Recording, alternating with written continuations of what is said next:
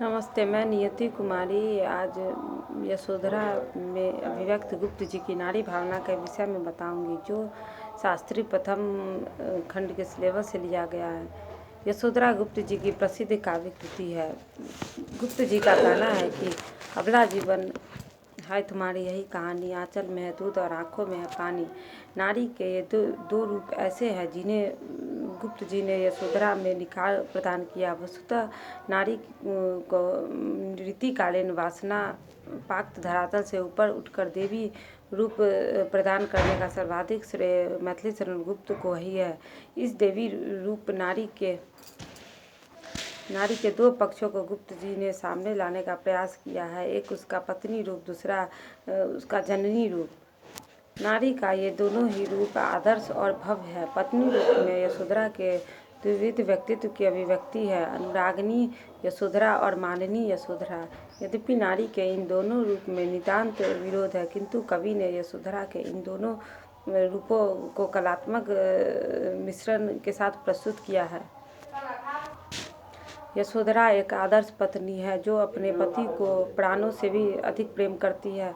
अपने प्रेम के इसी अतिशयता के कारण वह गौतम को अपना और अपने को गौतम का समझती है, किंतु जब गौतम अर्धरात्रि के समय उसे सोया छोड़कर सिद्धि के निमित्त घर से पलायन कर जाते हैं तो उसके कोमल हृदय पर वज्रपात होता है। वह स्वप्न की अवस्था में ही बड़बड़ाती है, नाथ कहाँ जाते हो, अब भी अंधकार छाया है। किंतु जब स्वप्न टूटता है तो वह क्रंदन से भरे स्वर में कहती है, जग कर क्या पाया मैंने, वह स्वप्न भी गवाया।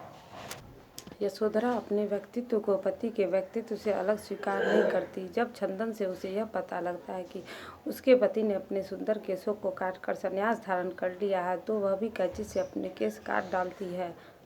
भारतीय नारी के लिए उसका पति ही भगवान रहा है। वह युगों से अपने पति को भगवान समझकर उसकी आज्ञा का पालन करती है और उनकी आज्ञा में ही अपना परम कर्तव्य मानती है। यशोधरा में ये सारे गुण मौजूद है। यशोधरा चाहती है कि जैसा निर्मल प्रेम वह अपने पति के लिए दे रही है, वैसा ही निर्मल प्रेम उसे मिले। यदि वह प्रेम उसे नहीं मिलता तो वह मान कर बैठती है और हृदय से अपने पति के साथ होने पर भी वह उनसे नहीं बोलती। पति के द्वारा अपराध स्वीकार किए जाने पर उनके द्वारा अनुनय विनय किए जाने पर वह अपने मान का परित्याग करती है। यशोधरा ऐसी ही माननीय नारी है। यशोधरा सारे विश्व को यह दिखा देना चाहती है कि उनके पति की दृष्टि में नारी का जो प्रेम वासनात्मक है उसमें कल्याण मार्ग को प्रशस्त करने की भी क्षमता है। वह यह भली भांति जानती है कि अर्धांगिनी होने के नाते उसके पति की उपलब्धि में उसका भी आधा भाग है। यशोधरा का गर्विणी रूप वहाँ पर और अधिक स्पष्ट हो जाता है जब गौतम को पता लग जाता है और वहाँ प्रजापति तथा शुद्धोदन उससे गौतम के पास चलने को कहते हैं। तब वह कहती है कि हाय अम्ब, आप मुझे छोड़कर वे गए, जब उन्हें इष्ट होगा आप आके अथवा मुझको बुला के चरणों में स्थान देंगे वे। प्रस्तुत इन पंक्तियों में एक भारतीय नारी का उच्च कोटि का मान और साथ ही आदर्श भी निहित है। गुप्त जी कहते हैं कि नारी अपने पति के प्रति कितनी भी अनुरागमयी क्यों न हो, किंतु उनके आदर्श की चरण परिणति उनके जननी होने में ही है। यदि नारी ने अपना यह कर्तव्य पूरा न किया तो उसका जीवन अपूर्ण है। यशोधरा ने अपने इस कर्तव्य को बड़ी ही निष्ठा के साथ निभाया है। पति के द्वारा परित्यक्ता होने पर वह प्राण त्याग के बाद सोचती है, किंतु दूसरे ही क्षण उसे अपने पुत्र राहुल का ध्यान आ जाता है और वह कहती है, स्वामी मुझको मरने का भी न दे गए अधिकार, छोड़ गए मुझ पर अपने उस राहुल का भार।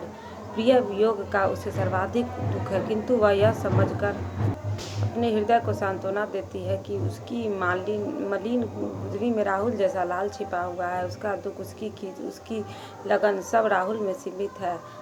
ये माता यशोधरा अब शिशु को पुचकारती है, चुनती है, दुलारती है और उसे पाल पोस कर बड़ा करती है। जब राहुल दूध न पीने का हठ करता है तो यशोधरा उसे कहानी सुनाने का लालच देकर दूध पिलाती है। जब राहुल को कहानी सुनाती है तो उसमें एक शिक्षा की भावना निहित है।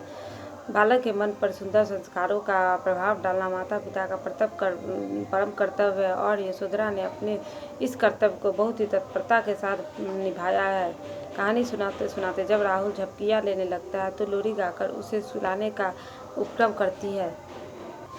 अंततः गुप्त जी कहते हैं कि यशोधरा ने जीवन के समग्र आदर्श व्यक्तित्व की अभिव्यक्ति निहित है।